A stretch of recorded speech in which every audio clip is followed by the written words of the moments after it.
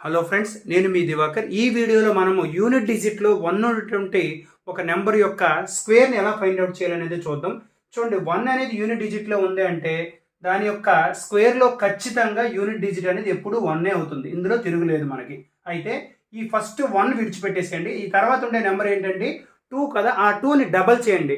2ని డబల్ చేస్తే 2 2 4 అవుతుంది. ఆ 4 వేసేద్దాం. అదేవిధంగా ఇవతల ఉండే ఈ చివరి నెంబర్ ఏదైతే ఉందో ఆ నెంబర్ని స్క్వేర్ చేద్దాం. స్క్వేర్ చేస్తే ఎంత అవుతుందంటే 2 స్క్వేర్ అంటే 4, 441.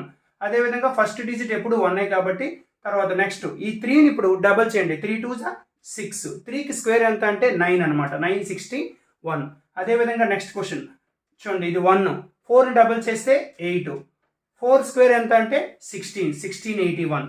తర్వాత 51 స్క్వేర్ ఫస్ట్ డిజిట్ 1. 5ని డబల్ చేస్తే 10. 10లో మనం ఏం చేస్తామంటే 0 ఒకటే వేయండి, 1 క్యారీ కింద ఉంచండి.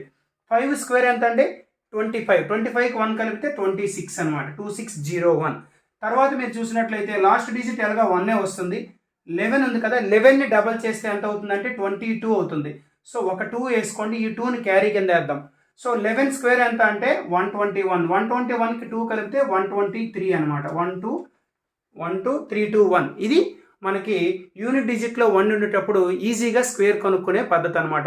ఇలాంటి చాలా ఉన్నాయి, ఇంకా దాచాం కుప్పలు కుప్పలుగా. ఈ వీడియో అయితే మీకు నచ్చింది అనుకుంటున్నాను. నచ్చినట్లయితే లైక్ చేసి ఫాలో చేయండి.